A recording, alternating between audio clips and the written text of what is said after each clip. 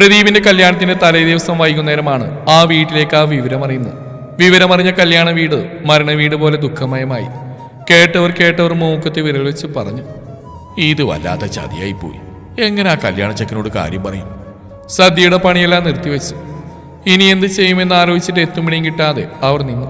2000 പേർക്ക് വേണ്ട സദ്യക്കുള്ള എല്ലാ വിഭവങ്ങളും തയ്യാറാക്കാനുള്ള പരിപാടികൾ നടന്നുകൊണ്ടിരിക്കുകയായിരുന്നു. ഇതിനിടക്കാണ് ഞെട്ടിക്കുന്ന വിവരമറിഞ്ഞത്. കല്യാണ പെണ്ണ് വേറൊരുത്തന്റെ കൂടെ ഒളിച്ചുകൂടിയിരിക്കുന്നു. വിവരമറിഞ്ഞ് പ്രദീപിന്റെ അമ്മ നെഞ്ചത്തടിച്ച് നിലവിളിച്ചു. നിശ്ചയം കഴിഞ്ഞ് ഇത്ര ദിവസം ഉണ്ടായിട്ടും അവൾ ഈ കൊടും ചതി ചെയ്യുന്നതിന് മുമ്പ് ഒരു വാക്ക് പറയാമായിരുന്നു. കല്യാണ തലേന്ന് രാത്രി വരെ അവൾ എന്തിന് കാത്തു നിന്നു? ഇതായിരുന്നു എല്ലാവരുടെയും സംശയവും സംസാരവും. പ്രദീപിന്റെ അച്ഛൻ പറഞ്ഞു, സദ്യക്കുള്ള ഒരുക്കങ്ങൾ നടക്കട്ടെ, നിർത്തിവെക്കണ്ട. അനാഥാലയത്തിലെ അന്തേവാസികൾക്ക് കൊടുക്കാം. പ്രദീപിന്റെ ഏട്ടൻ സകല നിയന്ത്രണം വിട്ടു.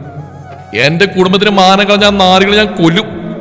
അയാൾ കല്യാണ പെണ്ണിന്റെ വീട്ടിലേക്ക് വണ്ടിയെടുത്ത് പുറപ്പെട്ടു. അവനെ തടുക്കാൻ പ്രദീപും പ്രദീപിന്റെ അച്ഛനും അമ്മാമാരും കൂടെ യാത്രയായി. പ്രദീപിന്റെ ഏട്ടന്റെ കാറ് പെൺവീട്ടിലെ കല്യാണപ്പന്തലിലേക്ക് ചെന്ന് നിന്നു.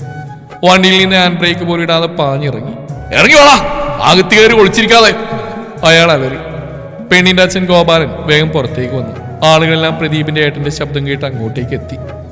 ഞങ്ങൾക്ക് നഷ്ടപരിഹാരം തരാതെ നിന്നെ ഞങ്ങൾ വിടില്ല. പ്രദീപിന്റെ ഏട്ടൻ ഗോപാലന്റെ ഷർട്ടിന്റെ കോളിൽ കുത്തിപ്പിടിച്ച് വലിച്ചു. അത് കണ്ടുകൊണ്ടാണ് പ്രദീപ് അച്ഛനും അമ്മാമാരും അവിടേക്ക് എത്തിയത്.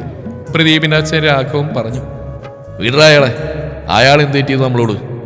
ഇത് കേട്ട് ഗോപാലൻ പറഞ്ഞു, നഷ്ടപരിഹാരം നൽകാൻ ഞങ്ങൾ ഒരുക്കുക. നിങ്ങളൊന്ന് പതുക്കെ സംസാരിക്കുക. മകള് പോയതാണിട്ട് എൻ്റെ ഭാര്യ ലക്ഷ്മി തളർന്നു വീണ് കിടപ്പാ. ഗോപാലൻ 5 ലക്ഷം രൂപയുടെ ചെക്ക് എടുത്തുകൊണ്ടുവന്ന് പ്രദീപിന്റെ കയ്യിൽ കൊടുത്തു. എൻ്റെ മകള് അവൾ ഇങ്ങനെ ചതി ചെയ്യുന്ന അറിഞ്ഞിരുന്നില്ല.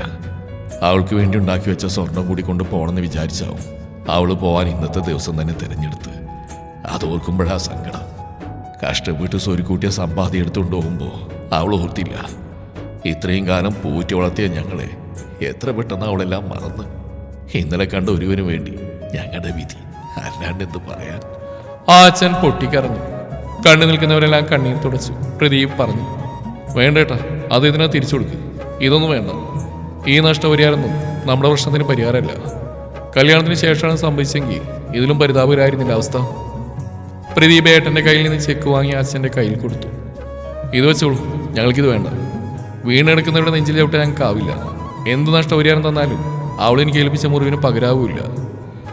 ദിവസം ഒരുപാട് സമയം ഫോണിൽ സംസാരിച്ചിരുന്നാ ഞാനവളും. അതൊന്നും പറഞ്ഞിട്ട് എനിക്ക് കാര്യമില്ല.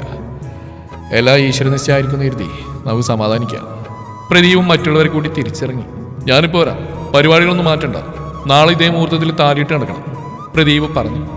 അങ്ങനെ അവനവൻ്റെ കൂട്ടുകാരനും പുറപ്പെട്ടു അനാഥാലയത്തിലേക്ക്. അവിടുന്ന് ഒരു പെൺകുട്ടിയെ കണ്ട് ആ കുട്ടിയുടെ ബന്ധുക്കളോട് സമ്മതം ചോദിച്ചു.